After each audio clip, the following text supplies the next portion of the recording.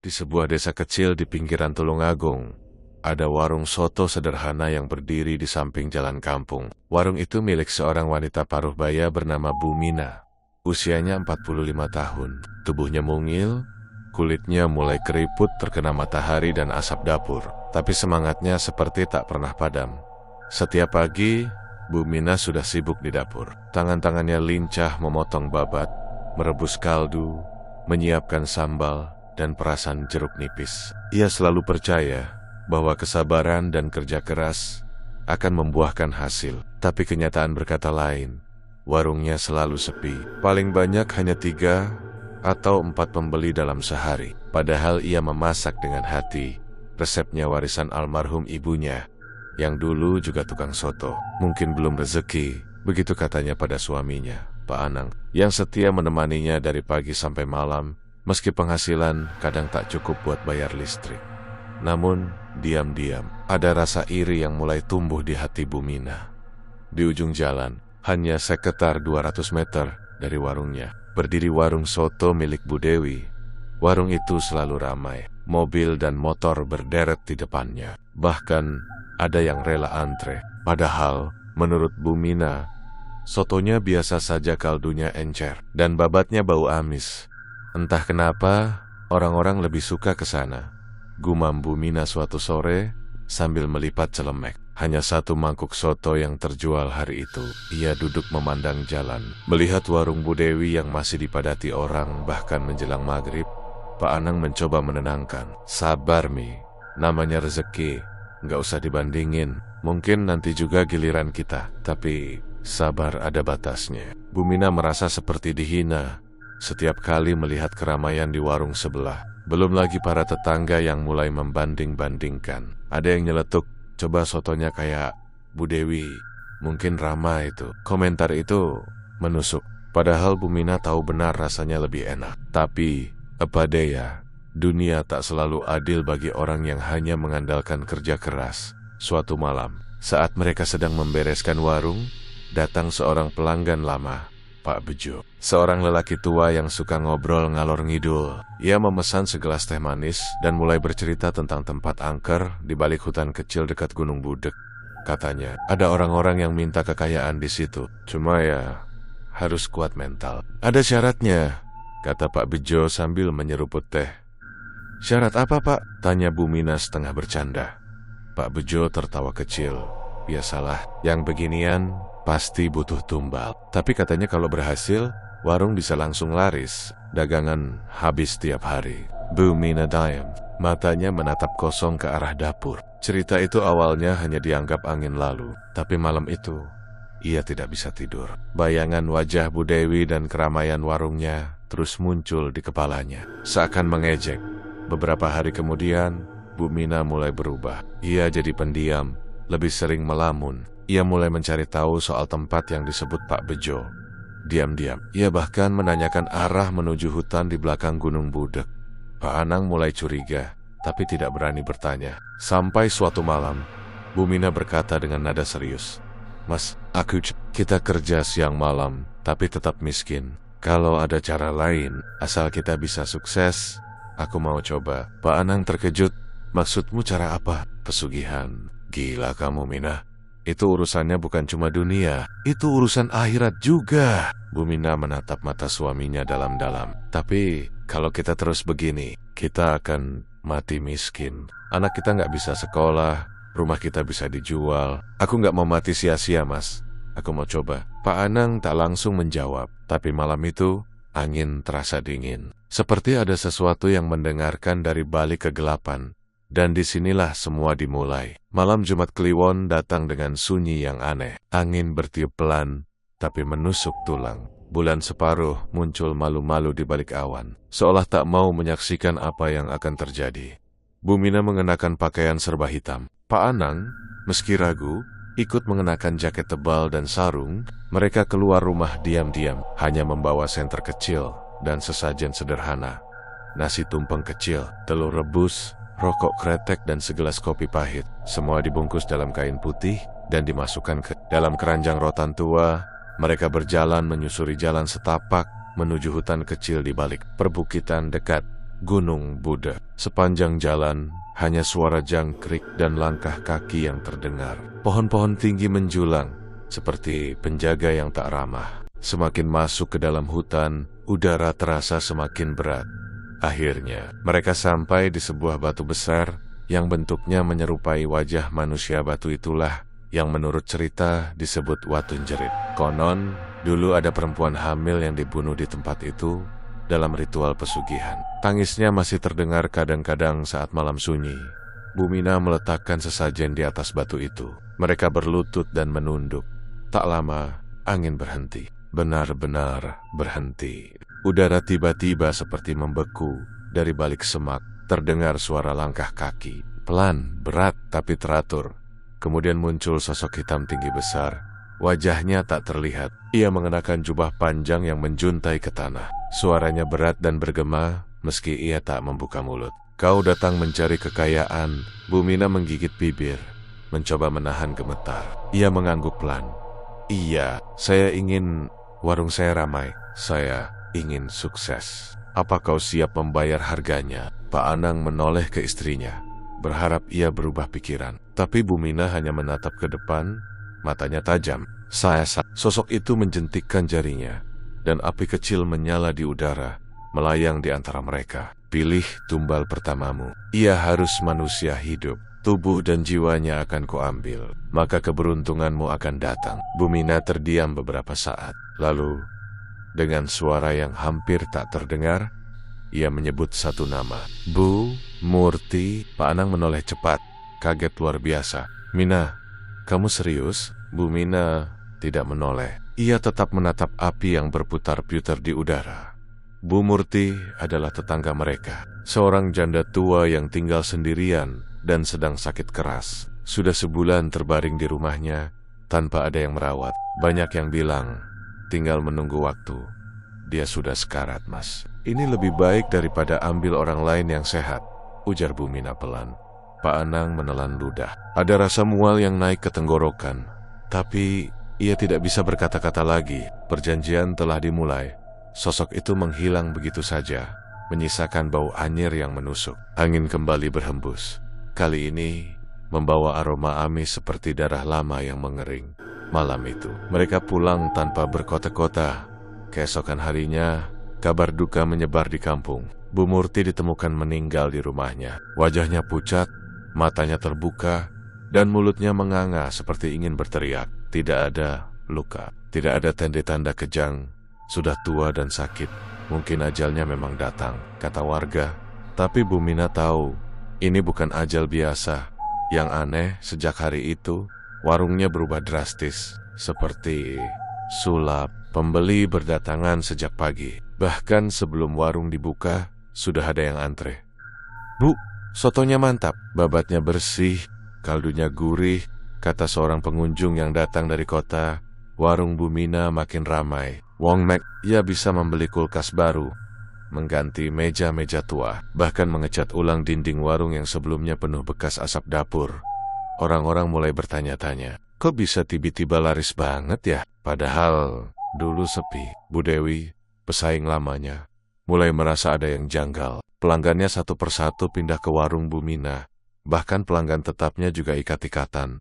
Entah kenapa, saya kok nggak doyan soto di sini lagi ya? Ujar salah satu langganan Bu Dewi sebelum pindah ke warung seberang Budui Kiroga. Ia mulai mendengar bisik-bisik dari warga lain tentang perubahan drastis Bumina, tapi tidak ada yang berani bicara terang-terangan. Hanya satu dua orang yang menyebut, mungkin Bumina main cara-cara kotor. Sementara itu, malam demi malam, Bumina mulai merasakan sesuatu yang aneh.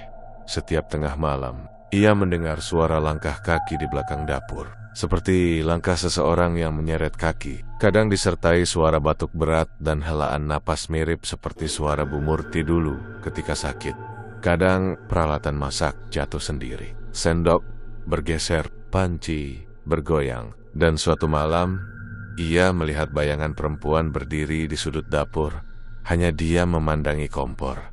Bumina memejamkan mata, berkata dalam hati, ini harga yang harus kubayar. Tidak apa-apa, semua demi rezeki. Namun, ia tidak tahu bahwa harga itu akan terus naik Sudah 2 minggu berlalu sejak kematian Bu Murti. Warung Bumina kini tak pernah sepi. Bahkan pada hari biasa, pembeli berdatangan seperti hari pasar besar. Jalan kampung yang biasanya sepi kini ramai oleh suara motor dan mobil parkir. Orang-orang mulai memanggilnya dengan sebutan baru, soto babat legendaris Bumina. Tapi di balik senyuman dan tumpukan uang yang masuk setiap hari, Bumina menyimpan sesuatu yang tak bisa ia ceritakan ke siapapun. Setiap malam, mimpi-mimpinya makin buruk. Ia melihat Bu Murti berjalan perlahan ke arahnya, membawa mangkuk soto yang berisi darah. Wajahnya pucat, kulitnya penuh bercak hitam, dan matanya kosong. Dan bukan hanya itu, Pak Anang juga mulai terganggu. Ia sering duduk melamun lama di dapur, kadang bicara sendiri seperti orang linglung. "Mina, kamu yakin ini semua cuma tumbal satu kali?" tanya Pak Anang suatu malam saat angin kencang mengguncang jendela rumah mereka. Bu Mina yang sedang menghitung uang di atas meja hanya terdiam. "Aku mimpi buruk terus. Seperti ada yang datang menagih," lanjut Pak Anang. Suaranya mulai gemetar. Bu Mina menarik napas dalam. "Aku juga dengar. Semalam panci di warung jatuh sendiri. Padahal tak ada siapa-siapa." Pak Anang memejamkan mata. Mungkin kita sudah melangkah terlalu jauh. Tepat saat itu, lampu rumah mereka padam. Semuanya menjadi gelap. Dari arah belakang rumah, terdengar suara gesekan seperti benda berat yang diseret di lantai. Pak Anang menyalakan senter. Mereka berjalan perlahan menuju dapur. Di sana, mereka melihat panci besar terguling ke lantai, dan di dalamnya penuh lendir kehitaman yang baunya menyengat seperti bangkai. Bu Mina mandor, menahan muntah. Lalu, tiba-tiba suara itu terdengar. Tumbal berikutnya, suara berat, bergema, seperti berasal dari dinding. Mereka saling menatap, tak mampu berkata-kata. Bu Mina terjatuh, terduduk. Tangannya gemetar. "Apa maksudnya?" "Kita sudah kasih Bu Murti," serunya, panik. Hanya bisa bertahan dengan darah. Suara itu menghilang, tapi aroma amis dan hawa dingin tetap menggantung di udara. Sejak malam itu, kegelisahan mulai tumbuh di rumah mereka. Setiap hari, wajah Bu Mina semakin pucat. Matanya mulai terlihat cekung. Namun, ia tetap berjualan seperti biasa, pura-pura kuat di hadapan pelanggan. Dalam hatinya, ia tahu perjanjian itu belum selesai. Ia dan Pak Anang pun mulai bertengkar soal siapa yang seharusnya jadi tumbal berikutnya. Tapi mereka tak tega memilih siapapun. Semakin hari, mereka makin tertekan, seolah hidup dengan bayangan maut yang selalu membuntuti dari belakang. Bu Mina mencoba menolak. Ia berkata dalam hati bahwa cukup satu tumbal. Tapi pada malam Jumat berikutnya, suara itu datang lagi dalam mimpinya. "Kali ini lebih jelas, lebih mengerikan. Kalau kau tak memberi tumbal, maka kau sendiri yang akan kuambil." Pagi harinya, Bu Mina jatuh pingsan di dapur. Ia mengigau saat bangun menyebut nama-nama warga sekitar, seperti orang yang sedang memilih. Pak Anang membawanya ke tukang pijat urut dan dukun kampung, tapi tak ada yang bisa menyembuhkan. Berita mulai beredar bahwa Bu Mina kesurupan. Beberapa tetangga mulai menjauh. Bahkan ada yang percaya bahwa warungnya panas karena memakan tumbal. Tapi tetap saja, orang-orang tetap datang karena sotonya entah kenapa makin enak, lebih gurih, lebih harum, lebih nikmat dari sebelumnya. Padahal Bu Mina sendiri sudah kehilangan selera makan. Di tengah kekacauan itu, Bu Dewi datang. Diam-diam, keworang. Ia melihat keanehan dari dekat. Aroma sotonya memang menggoda, tapi ada sesuatu yang membuat bulu kuduknya berdiri.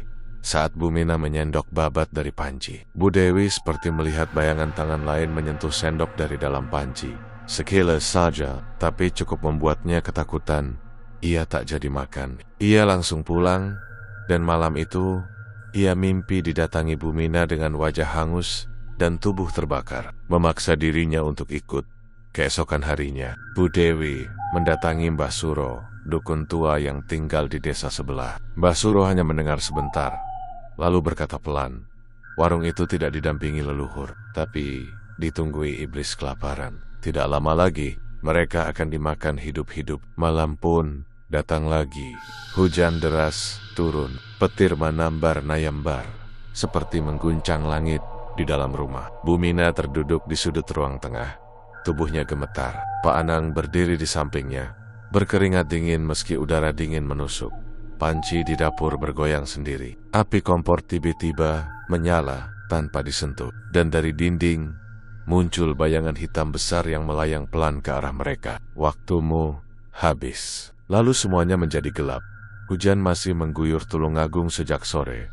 Seolah langit tak ingin berhenti menangis. Suasana desa menjadi suram. Jalanan lengang, hanya sesekali motor lewat sambil mengebut, menghindari genangan air. Di rumah Bumina, suasana jauh lebih mencekam.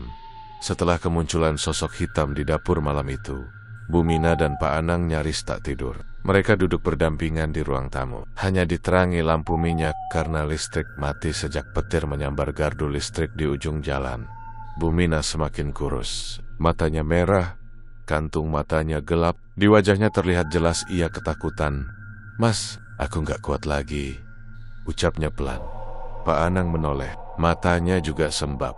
"Lalu, mau bagaimana? Kita tak bisa mundur, Mi. Kita sudah tanda tangan perjanjian yang tak bisa dihapus."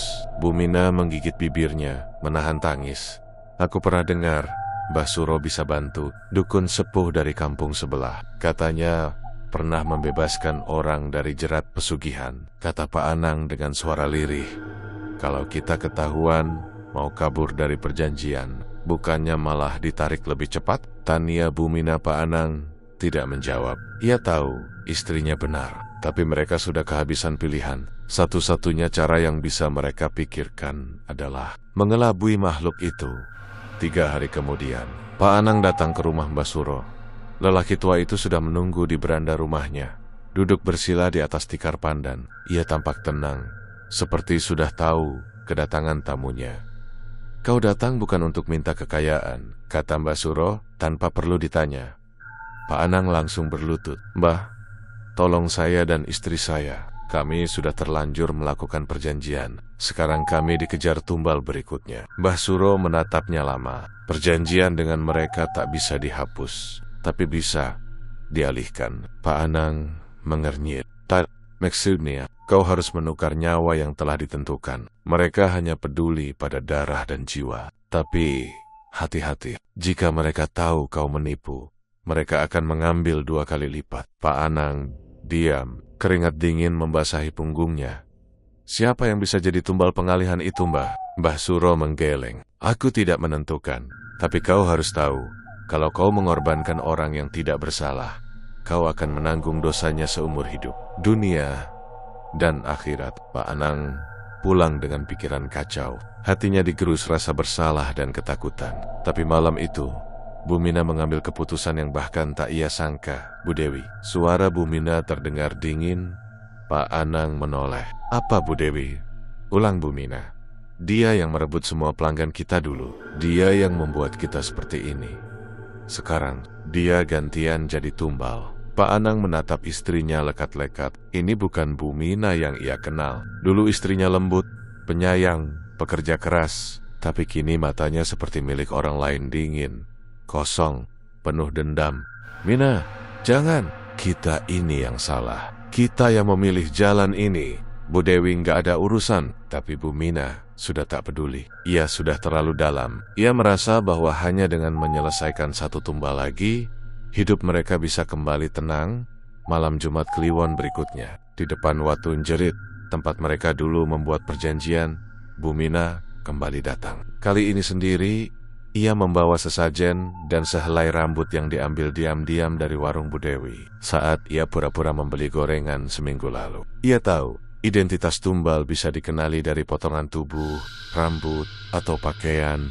Angin malam berhembus aneh, aroma dupa dan tanah basah bercampur di udara. Dan saat jam menunjukkan pukul 12 malam, sosok hitam itu kembali muncul dari balik pepohonan. "Sudah kau bawa pengganti tumbal?" Bumina mengangguk sambil menyodorkan rambut itu. "Kau yakin ini yang kau pilih?" Bumina mengangguk sekali lagi. Meski dalam hati ia mulai gemetar, sosok itu mengambil rambutnya, lalu menghilang tanpa suara. Tidak ada api melayang, tidak ada suara gemuruh, hanya dingin yang membekukan kulit. Bumina pulang dengan hati sedikit lega. Ia yakin ini adalah akhir dari mimpi buruknya. Keesokan harinya, Bu Dewi masih sehat. Tidak ada kabar kematian. Tidak ada tanda-tanda aneh. Warungnya buka seperti biasa. Justru yang terjadi adalah Pak Anang menghilang. Ia tidak ada di rumah saat pagi. Sepedanya masih terparkir. Pakaian masih tergantung. Tapi ia tidak ditemukan di mana-mana. Warga sudah membantu mencari ke sawah, sungai, bahkan ke pasar. Tapi tidak ada jejak sama sekali. Bu Mina panik. Ia menangis, berteriak-teriak, menyalahkan makhluk itu. Tapi malam harinya, ia mendapat jawabannya di ruang tamu. Saat ia sendirian, radio tua yang sudah lama mati tiba-tiba menyala sendiri. Suara Pak Anang terdengar dari dalam radio. Pelan dan penuh rasa sakit. Maaf Mina, aku yang ditukar. Mata Bu Mina membelalak. Ia menjatuhkan gelas di tangannya. Darah mengalir dari telapak kakinya yang menginjak pecahan kaca. Tapi ia tidak peduli. Ia merangkak ke radio, memukul-mukulnya. Tidak, aku sudah kasih tumbal. Kenapa dia yang kau ambil? Dari speaker radio, suara makhluk itu terdengar berat dan menggelegar. Kau berani menipu, maka kau yang akan kehilangan. Lebih dari yang kau tawar. Malam itu, Bu Mina pingsan.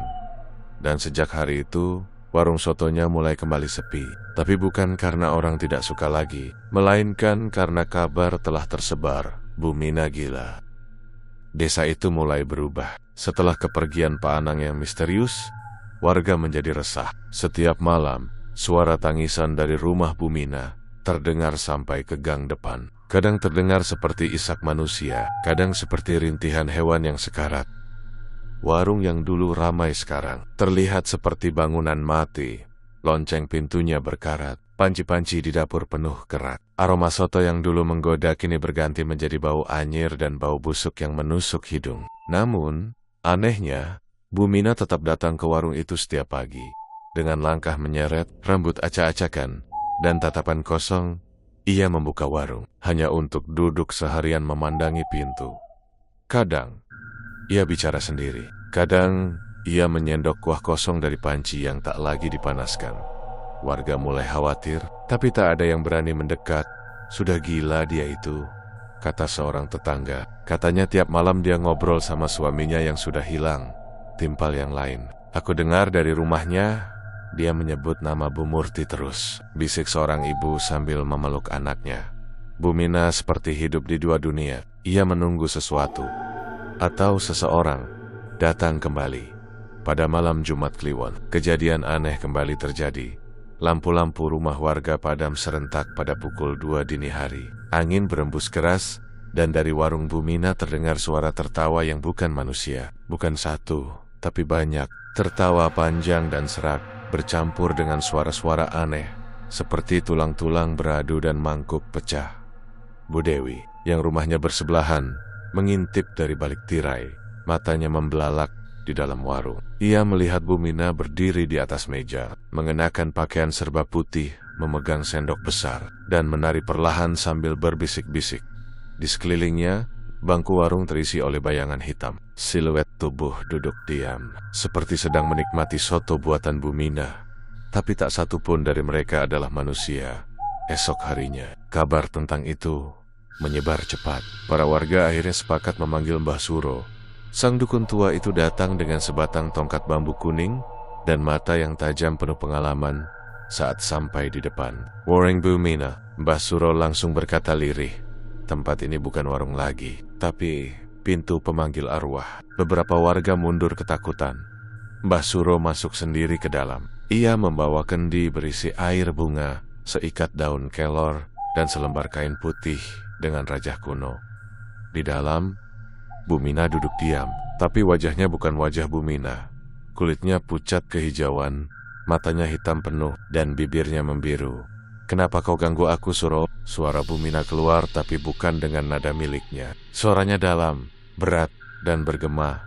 "Mbah Suro berdiri tegap, karena kau telah menyalahgunakan perjanjian leluhur. Kau memberi makan mereka yang tak berhak diberi makan." Sosok dalam tubuh Bu Mina tertawa. Dia sendiri yang datang. Dia yang menawarkan tumbal. "Kami hanya mengambil janjinya. Sekarang sudah waktunya dia dibebaskan," kata Mbah Suro sambil menaburkan air bunga ke arah Bu Mina.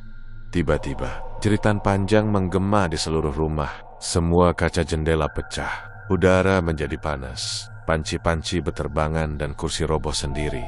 Tubuh Bumina melayang ke udara, lalu terjatuh keras ke lantai.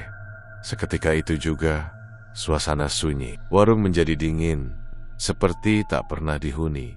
Mbah Suro menarik napas panjang. Sudah selesai. Namun ia tahu, belum sepenuhnya berakhir. 3 hari kemudian, Bumina ditemukan duduk di belakang warung, memeluk lutut, menatap kosong ke tanah. Ia tidak mengenali siapa-siapa, tidak bisa bicara, tidak bisa makan, hanya duduk dan menggigil. Dokter bilang ia terkena trauma berat, tapi Mbah Suro berkata, jiwanya tidak utuh. Setelah dibawa, warung soto babat itu kini kosong. Tak ada yang berani membelinya. Bahkan untuk dijadikan tempat tinggal pun tak ada yang mau. Namun setiap malam Jumat Kliwon, warga yang lewat depan warung itu masih suka mendengar suara sendok beradu dengan mangkuk. Aroma soto tercium samar-samar di udara, dan suara perempuan menyanyikan tembang Jawa. Sendu, menggema, lalu menghilang. Warung itu kini mendapat nama baru dari warga, Warung Tumbal, dan legenda pun hidup, diceritakan dari generasi ke generasi, tentang Bumina, soto babatnya yang nikmat, dan harga yang harus dibayar untuk kekayaan yang datang terlalu cepat. Tahun telah berganti, desa itu telah berubah.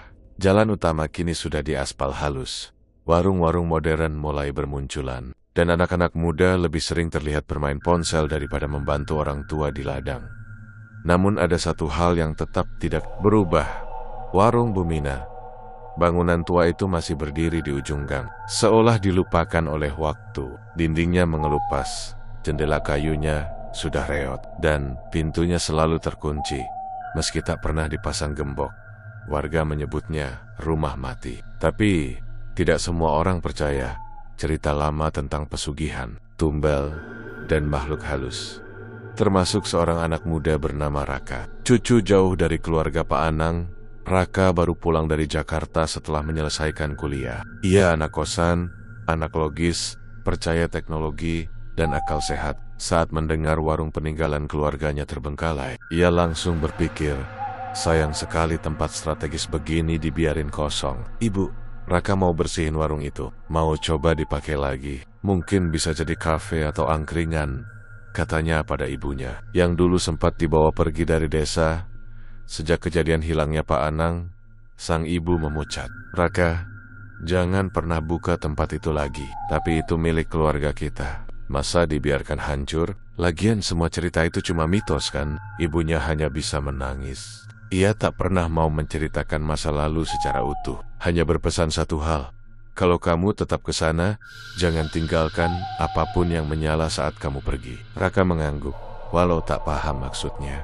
Hari itu, Raka kembali ke warung tua. Ia membawa alat bersih-bersih, sarung tangan, senter, dan semangat penuh. Pintu warung dibukanya perlahan. Bunyi engselnya seperti lolongan tua yang belum dilepas sejak puluhan tahun. Di dalam gelap, bau lembab menusuk, tapi tidak ada tikus. Tidak ada sarang laba-laba. Aneh, justru seperti tempat yang masih dihuni.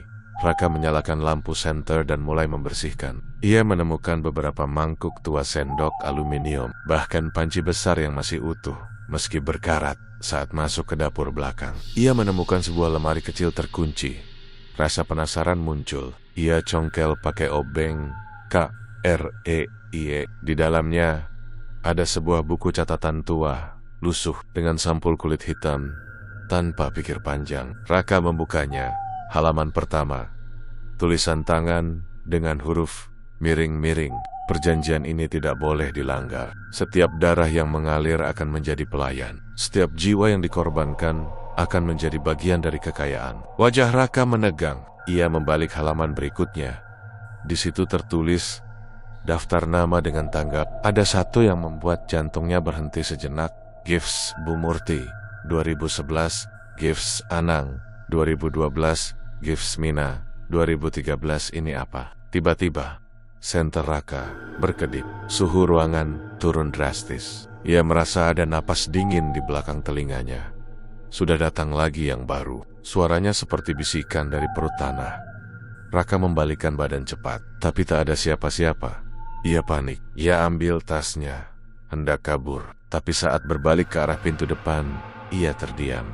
Di depan pintu, berdiri sosok perempuan mengenakan daster putih lusuh. Rambutnya panjang menutupi wajah. Ia menggenggam sendok besar dan darah menetes dari ujungnya. "Warung ini belum tutup," bisiknya. Raka menjatuhkan buku catatan itu. Tapi saat buku itu menyentuh lantai, seluruh ruangan bergetar. Panci jatuh sendiri. Lampu dan dari sudut dapur, suara-suara muncul. Seperti banyak orang mengunyah dan menyeruput soto. Raka lari sekencangnya keluar, meninggalkan semua peralatannya. Namun ia lupa satu hal. Senter miliknya masih menyala di dalam. Malam itu, seluruh rumah Raka di desa bercahaya dari dalam, padahal tidak ada listrik yang menyala. Tapi dari jendela warung tua itu, samar terlihat bayangan seseorang berdiri, memegang mangkuk, tersenyum. Warga kembali diguncang ketakutan. Dan ketika esok harinya Mbah Suro datang untuk menelusuri tempat itu, ia hanya menemukan catatan baru di buku hitam yang tergeletak di lantai Gifts Raka 2025, 1 minggu setelah menghilangnya Raka. Desa kembali diliputi ketakutan. Suara gaduh dari dalam warung muncul hampir setiap malam, seperti suara orang sedang makan besar. Mangkuk beradu dengan sendok, dan langkah kaki bolak-balik di dalam.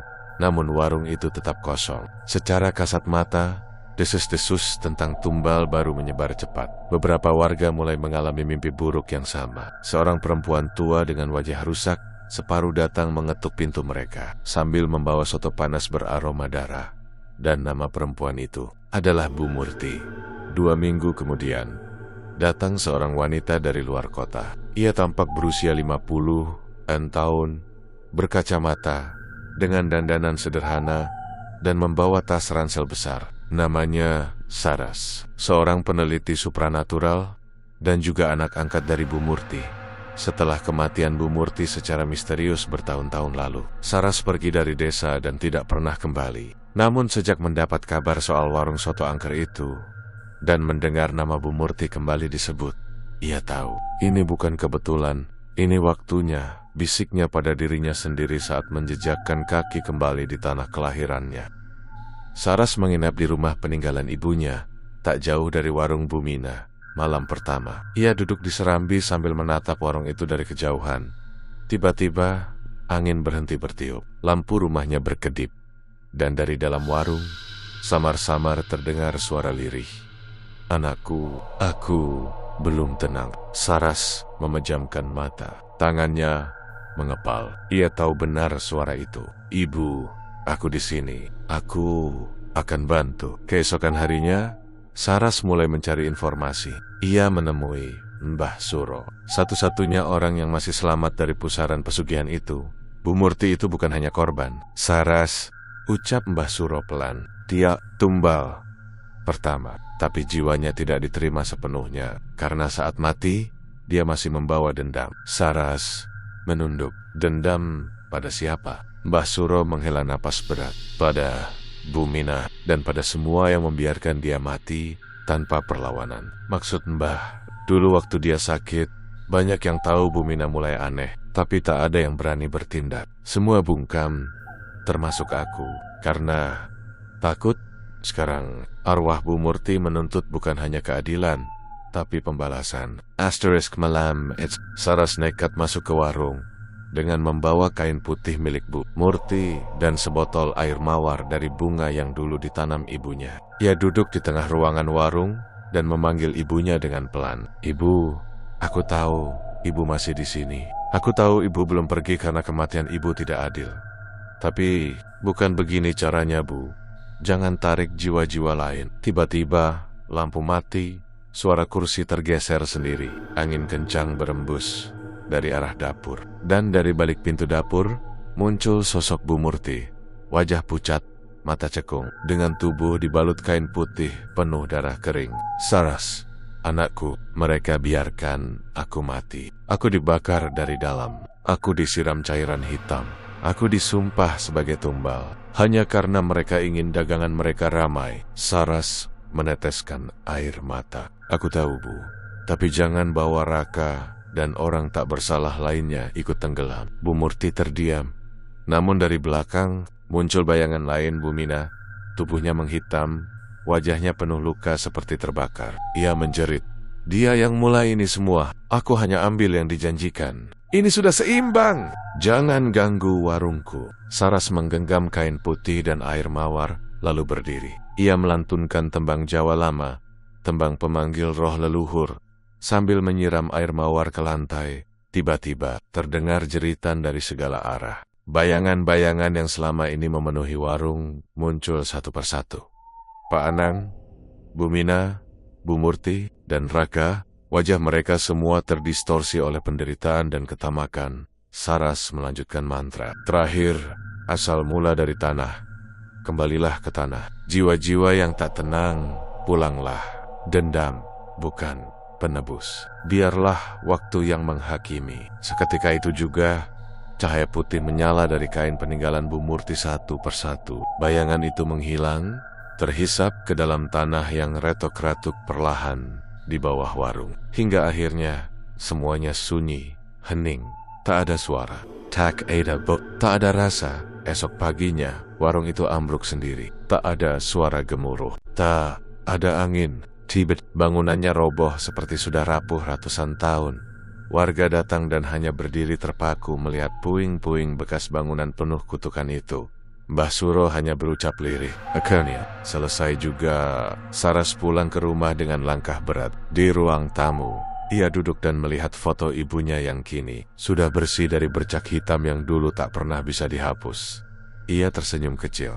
Namun saat hendak masuk ke kamar, ia melihat sebuah mangkuk kecil di meja dapur, berisi soto dengan potongan babat dan aroma yang sangat dikenalnya. Jantung Saras berdetak kencang. Ia melangkah mundur, dan dari belakang terdengar suara berbisik. Terima kasih, anakku. Tapi warung ini tak pernah benar-benar tutup. Sudah sebulan sejak warung Bu Mina ambruk. Warga mulai berani lewat jalan depan bekas warung itu, meski beberapa masih memilih memutar lebih jauh. Anak-anak kecil dilarang bermain dekat sana, dan orang-orang lebih sering melafalkan doa setiap kali melintas. Namun bagi Saras, cerita itu belum benar-benar berakhir. Ia kini tinggal sendiri di rumah peninggalan Bu Murti. Meskipun sudah membantu menenangkan arwah ibunya, ada satu hal yang terus mengusiknya. Soto di meja. Malam itu, tidak ada yang bisa menjelaskan dari mana asalnya. Tak ada yang melihat orang masuk ke rumahnya. Bahkan, mangkuknya tak dikenali, seperti muncul dari udara. Dan sejak malam itu, Saras mulai mengalami hal-hal aneh. Burung gagak kerap bertengger di pohon depan rumah. Menatap ke jendela kamarnya seharian penuh. Suara mangkuk bergemerincing terdengar saat malam. Bahkan, ia sering mendengar suara seseorang memanggil dari arah bekas warung. Mbak, soto panas mbak. Suatu malam, saat hujan deras mengguyur desa, Saras kembali bermimpi. Kali ini, mimpi itu lebih nyata dari sebelumnya. Ia berada di dalam versi utuh dari warung Bu Mina. Bukan puing-puing, tapi warung yang kembali berdiri gagah, penuh pengunjung. Dengan aroma kuah soto yang menyeruak kuat, di ujung ruangan duduk seorang pria tinggi kurus, berpakaian hitam, mengenakan topi lebar seperti petani, tapi wahannya tidak memiliki mata. Ia memanggil Saras dengan suara seperti parau terendam air. Kau membakar warungku, tapi perjanjianku tidak padam. Saras jawab, aku tidak ikut perjanjian itu. Pria itu tersenyum, senyum tipis yang membuat kulit punggungnya merinding. Tapi kau adalah darah dari tumbal pertamaku. Kau adalah warisanku. Tiba-tiba ruangan bergetar. Para pengunjung berubah menjadi mayat. Mangkuk soto berubah menjadi kepala manusia yang terpotong. Pria itu bangkit, melangkah mendekat, dan berbisik di telinganya. Aku bukan bagian dari warung itu. Warung itu bagian dari aku. Dan kini giliranmu membuat pilihan. Saras terbangun dengan tubuh basah kuyup oleh keringat. Di dadanya ada luka bakar kecil berbentuk mangkuk. Pagi harinya, ia pergi ke rumah Mbah Suro. Lelaki tua itu duduk diam di balai bambu, seolah sudah menunggunya.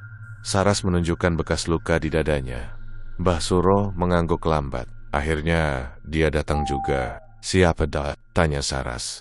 Dia bukan hantu, bukan jin biasa. Dia disebut Bongkot Tumpah, makhluk pesugihan dari masa Jawa kuno. Dulu dia hanya memakan hewan, tapi setelah manusia menawarkan darah sesama, dia berkembang. Saras menelan ludah. Apa dia yang memberi kekayaan pada Bumina dan suaminya? Ya, tapi dia juga yang menarik jiwa-jiwa mereka. Dia tak pernah puas. Setiap warung, kedai, atau tempat usaha yang mengandung niat serakah bisa jadi tempat tinggal barunya. Lalu sekarang dia memilih aku, bukan sekadar memilih. Dia menawarimu kelanjutan. Karena kau bukan hanya anak Bu Murti, kau juga satu-satunya yang bisa menutup atau mewarisi warung itu. Saras Stadium. Ia merasa darahnya mendingin. Malamnya, Saras kembali ke puing-puing bekas warung Bumina. Ia duduk di tengah bekas pondasi dan menyalakan lilin. Udara menjadi dingin, langit berubah kelabu meski belum malam. Tiba-tiba tanah di sekitarnya retak. Aroma soto kembali muncul, namun kali ini tercampur amis darah. Dari dalam retakan, muncul sosok bongkot tumpah. Warisanku belum selesai. Warungku belum habis. Kau bisa memilih. Tinggalkan semuanya, atau bangun kembali dan miliki dunia yang tak akan membuatmu lapar. Setiap mangkuk satu kekayon, setiap tawa pelanggan satu jiwa. Saras memejamkan mata.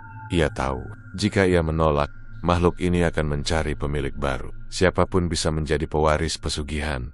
Seorang pemuda tamak, seorang ibu muda yang terhimpit utang, atau siapa saja yang tak tahu bahwa satu mangkuk soto bisa dibayar dengan nyawa. Ia membuka mata. Jika aku terima, apa yang harus kuberikan? Makhluk itu tersenyum. Hanya satu tumbal setiap tahun, dan warungmu akan penuh setiap hari. Saras memandang ke tanah, lalu ke langit yang mulai gelap. Ia mengangkat lilin yang menyala, lalu berkata pelan, "Aku akan jawab besok malam, tapi malam ini aku ingin tidur tanpa soto." Bongkot tumpah menghilang, tapi tanah di sekitarnya kini menghangat. Dan dari dalam bekas dapur, terdengar suara kursi tergeser. Seolah seseorang sedang bersiap membuka warung baru. Sejak pertemuan malam itu, Saras mengurung diri di rumah.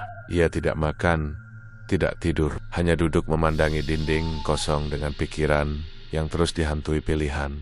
Menutup kutukan selamanya, atau menjadi pewaris kekayaan paling mengerikan di desa itu. Di luar rumah, rumor mulai menyebar kembali. Warga sekitar melihat sesuatu yang janggal.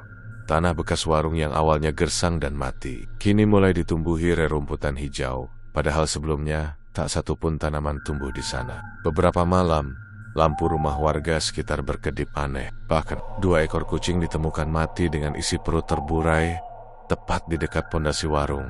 Namun tidak ada yang berani bicara. Karis Marikat yang lama telah bangkit di tempat lain.